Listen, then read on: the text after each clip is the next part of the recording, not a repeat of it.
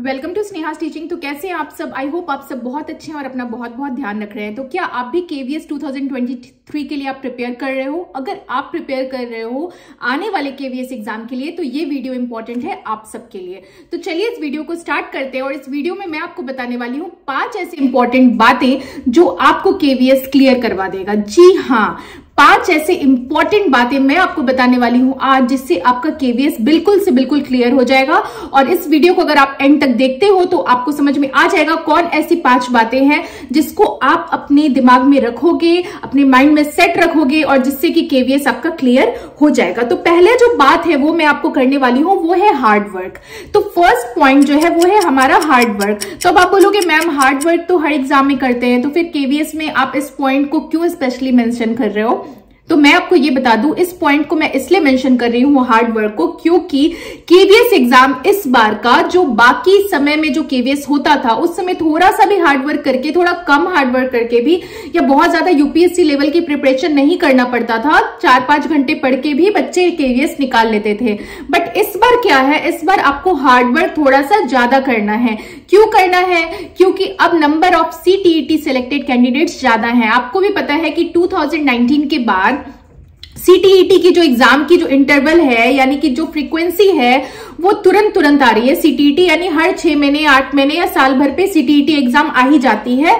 2019 में ऐसा हुआ था कि सीटीईटी काफी दिनों बाद आई थी, बट उसके बाद अपने जो बोर्ड है उसने अपने सीटीईटी एग्जाम को रेगुलर कर दिया। अब ऐसे में क्या है कि हर साल 2 बार या 1 बार बहुत सारे सीटीईटी क्वालिफाइड कैंडिडेट्स निकल रहे हैं। हर साल बीएड क्वालिफाइड कैंडिडेट्स निकल रहे हैं, जिनका बीएड हो चुका है, जिनका सीटीईटी हो चुका है, वो सब बीएड और सीटीईटी के साथ केवीएस की तैयारी कर रहे हैं। ठीक है, तो अब आपके लिए आने वाला केवीएस है ज्यादा कठिन, ज्यादा मुश्किल। और ऐसे में क्या करना है, आपको हार्ड वर्क कम करना है या ज्यादा? यानी कि ज्यादा करना है। यानी कि कोई आपकी यूपीएससी लेवल की स्टडी से कोई कम नहीं होने वाला है। इस बार आपको बहुत ज्यादा ही पढ़ना पड़ेगा आने वाले केवीएस को क्वालिफाई करने के लिए। यानी हार्ड वर्क की जो कंसिस्टेंसी है वो बहुत ज्यादा होगी, बहुत ज्यादा आपको हार्ड वर्क करना पड़ेगा, तभी आपका केवीएस निकल सकता है। तो इस चीज को आपको माइंड में सेट करना पड़ेगा, क्योंकि अगर आप 2023 की केवीएस को अगर आप टारगेट कर रहे हो तो आपको हार्ड वर्क ज्यादा करना है। समझ में आई बात? तो चलिए आते हैं नेक्स्ट पॉइंट पे। नेक्स्ट पॉइंट है हमारा जो केवीएस को लेकर इंपॉर्टेंट है, जो मैंने कंसिडर किया है अपने इस वीडियो में, वो है कंसिस्टेंसी। यानी कि आपको रेगुलर पढ़ना पड़ेगा। पहले मैंने क्या बताया, पहले कोई भी एग्जाम अगर ज्यादा कंपटीशन जब नहीं होता था, एक टाइम था केवीएस का जब सीटीईटी क्वालिफाइड कैंडिडेट्स कम थे, उस समय मार्केट में सीटीईटी न्यू था, बीएड क्वालिफाइड कैंडिडेट्स कम थे, यानी कि बीएड डिग्री होल्डर्स कम थे, बीएड की जो संख्या थी वो कम थी। अब क्या है कि मैक्सिमम लोग टीचर बनना चाह रहे हैं। बहुत सारे लोग अब टीचर के लिए जागरूकता आया है लोगों में कि टीचिंग भी एक बहुत ही अच्छा प्रोफेशन है। नहीं तो पहले क्या होता था, अधिकांश लोग डॉक्टर या इंजीनियर, ऐसा एक अवेयरनेस था। बट अब क्या है, बीएड करने के साथ साथ एक गवर्नमेंट जॉब, टीचिंग लेना भी एक स्टैंडर्ड जॉब माना जाता है। और ऐसे में क्या है कि अब आपको मैं बता दूं कि मैक्सिमम लोग ऐसे हैं जो केवीएस के लिए तैयारी कर रहे हैं। जो मैंने आपको फर्स्ट पॉइंट में बताया था कि बहुत सारे ऐसे लोग हैं जिनके पास अब सीटीईटी की डिग्री ऑलरेडी अवेलेबल है और वो मेहनत कर रहे हैं। तो ऐसे में आप अगर ये सोचोगे कि 2 दिन में पढ़ाई करके 3 दिन में पढ़ाई छोड़ देता हूं, चौथे दिन में पढ़ाई छोड़ देता हूं और मैं 5वें दिन पढ़ाई स्टार्ट कर लूंगा, 2 दिन छोड़ देता हूं, 1 दिन छोड़ देता हूं, फिर से कंटिन्यू हो जाएगा, फिर से स्टार्ट हो जाएगा, तो आप गलत सोच रहे हो। इसलिए गलत सोच रहे हो क्योंकि अगर आप यहाँ पे 2-3 दिन भी मिस करोगे तो आपका जो कॉम्पिटिटर है वो आपसे आगे भाग जाएगा। इसलिए मैंने कंसिस्टेंसी वाले पॉइंट को यहाँ पे लाइट में लाया है, क्योंकि केवीएस एग्जाम एक कंपटीशन एग्जाम है, ये क्वालिफाइंग एग्जाम नहीं है। कंपटीशन एग्जाम के लिए आपको अपने कॉम्पिटिटर क्या कर रहा है आपका, उसके लिए आपको ध्यान रखना होगा इस बात का। ठीक है, समझ में आया? यानी कि आपको कंपटीशन यहाँ पे ज्यादा है और इसके कारण अगर आप एक रात भी अगर मिस करोगे तो आपका जो कॉम्पिटिटर है वो रात भर पढ़ रहा होगा। ठीक है, बहुत सारे ऐसे लोग हैं जो केवीएस की तैयारी कर रहे हैं, बहुत ही जी जान लगा के तैयारी कर रहे हैं, क्योंकि उनको पता है गवर्नमेंट जॉब लेना बहुत इंपॉर्टेंट है आज के डेट में। प्राइवेट टीचिंग में बहुत मुश्किल होती है कई बार, और इस वजह से लोग गवर्नमेंट टीचिंग में जाना चाहते हैं और केवीएस एक बहुत ही स्टैंडर्ड प्लेटफॉर्म है गवर्नमेंट टीचिंग करने के लिए। ठीक है, तो आते हैं हम लोग अब थर्ड पॉइंट पे। थर्ड पॉइंट आता है हमारा कट ऑफ केवीएस का, यानी कि आने वाला जो केवीएस एग्जाम है, क्योंकि बहुत सारे लोग मेहनत कर रहे हैं, सीटीईटी क्वालिफाइड कैंडिडेट्स की जनसंख्या बहुत बढ़ चुकी है, पॉपुलेशन बढ़ चुकी है। 2019 का जो केवीएस हुआ था उसमें सीटीईटी क्वालिफाइड कैंडिडेट्स काफी कम देखने को मिले थे। उसका रीजन ये था कि सीटीईटी काफी दिन से आया नहीं था, तो जिनका सीटीईटी उस समय मार्केट में काफी न्यू था, उतना अवेयरनेस नहीं था, यूट्यूब पे इतने सीटीईटी के चैनल्स नहीं थे, उतना सीटीईटी की कोचिंग नहीं थी, तो सीटीईटी की अवेयरनेस कम होने की वजह से सीटीईटी क्वालिफाइड कैंडिडेट्स केवीएस के टाइम पे कम थे, उनका संख्या कम था।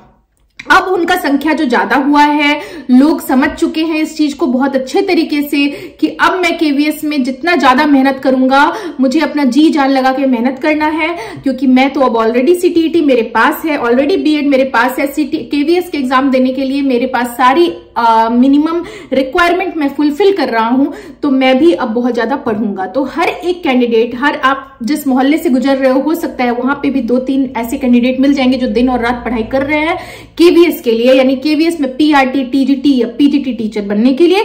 ऐसे में क्या हो सकता है कि जब पढ़ाई बच्चे ज्यादा कर लेते हैं, बहुत ज्यादा चीजों को डेप्थ में पढ़ लेते हैं, तो ऐसे में क्या होता है, जो बोर्ड क्वेश्चन करती है, और कई बार ऐसा होता है जो बोर्ड का जो एक्सपेक्टेशन लेवल है क्वेश्चन का कि बच्चे इतना बनाएंगे, उससे भी ज्यादा बच्चे बना लेते हैं और कट ऑफ क्या हो जाता है, हमारा हाई चला जाता है। तो कट ऑफ भी हाई जाने का चांस है। ये है हमारी तीसरी बात जो हमें ध्यान में रखना है कि कट ऑफ जो केवीएस का है, आने वाले केवीएस एग्जाम का, वो कट ऑफ हाई हो सकता है। इसके लिए आप सबको मेंटली प्रिपेयर्ड रहना है, ठीक है। क्यों? क्योंकि मेहनत बहुत ज्यादा लोग कर रहे हैं, सीटीईटी डिग्री बहुत लोगों के पास है अब, और जो है हर साल जो है 2.5 लाख, 4 लाख, 5 लाख जो भी है कैंडिडेट सीटीईटी की डिग्री लेके निकल रहे हैं। ऐसे में क्या है कि कट ऑफ केवीएस का ज्यादा जाने की संख्या, मतलब जो प्रोबेबिलिटी है वो बहुत ज्यादा हो जाती है। चौथा पॉइंट जो मैं कंसिडर करने वाली हूं अपने इस वीडियो में, वो है फ्रीक्वेंसी। ये फ्रीक्वेंसी किसके लिए? केवीएस की फ्रीक्वेंसी। आपको भी पता है कि 2019 के बाद अब नेक्स्ट ईयर केवीएस देखने को मिलेगा। ऐसे में क्या होने वाला है, मोस्ट प्रोबेबली नेक्स्ट ईयर क्या हो सकता है कि आपको फॉर्म अब बहुत ही जल्दी नोटिफिकेशन आ जाए, क्योंकि डिपार्टमेंटल नोटिफिकेशन ऑलरेडी आ चुके हैं, ठीक है। अब क्या होगा कि नेक्स्ट ईयर आपको केवीएस जो है वो देखने को, एग्जामिनेशन तो होपफुली मतलब 100% रख लीजिए नेक्स्ट ईयर ही होगा। केवीएस 2019 के बाद अब आ रहा है। अब आप खुद ही जोड़ लीजिए कितने साल हुए, 19, 20, 21, 22, ऑलमोस्ट 3 इयर्स के बाद केवीएस देखने को मिलेगा। 3 to 3.5 इयर्स या 4 इयर्स, जो भी आपको समझना है समझ लीजिए, ठीक है। आपको काफी समय के बाद, मेरा कहने का मतलब है, केवीएस देखने को मिल रहा है।